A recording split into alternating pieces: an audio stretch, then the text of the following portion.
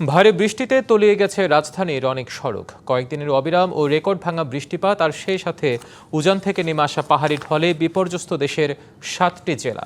প্লাবিত হয়েছে মাইলের পর মাইল এলাকা। কারণ বৃষ্টির কারণে ভোর থেকে রাজধানীতে সাধারণ মানুষ পড়েছেন ভোগান্তিতে।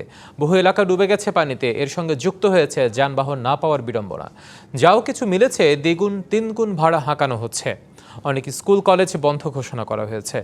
বৃষ্টি, বন্যা আর পাহাড় ধসে চট্টগ্রাম বিভাগের 5 জেলায় 6 দিনে 44 জনের মৃত্যু হয়েছে। ক্ষতিগ্রস্ত হয়েছেন 8,67,000 বাসিন্দা।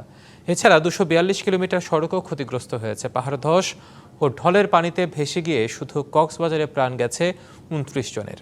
এদিকে চট্টগ্রামের বন্যা পরিস্থিতি আরও অবনতি হয়েছে। সাতকানিয়া, বাঁশখালী বিস্তীর্ণ এলাকা এখনও পানির নিচে। পানিবন্দী অবস্থায় চরম দুর্ভোগে দিন কাটাচ্ছেন লাখো মানুষ। রাঙামাটির বিলাইছড়ি উপজেলার ভারুয়া ইউনিয়নে নতুন করে প্লাবিত হয়েছে প্রায় 11,000। প্লাবিত হয়েছে অনেক এলাকা, পানিবন্দী প্রায় 11,000 মানুষ।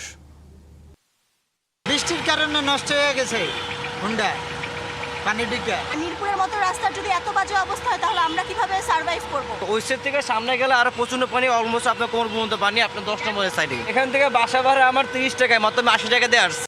বাংলা কিউআর যেখানে, নগদ পেমেন্ট সেখানে।